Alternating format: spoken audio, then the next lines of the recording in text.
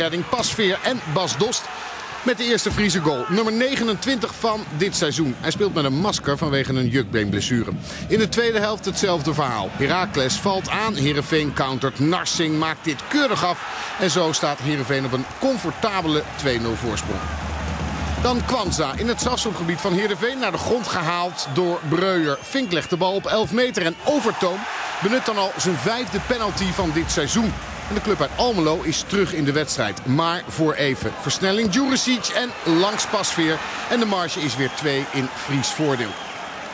Maar de wedstrijd bleef boeien. Everton namens Heracles houdt het overzicht. Vindt Bruns, de vervanger van Duarte, maakt zijn eerste competitiegoal en brengt Heracles weer terug. Maar het slotakkoord is dan toch voor Heerenveen. Let eens op Narsing, mooie voetbeweging, Dost en nummer 30. En de 4-2 overwinning voor Heerenveen is een feit. Het fenomeen Dost en Heerenveen pakt 3 punten in Almelo.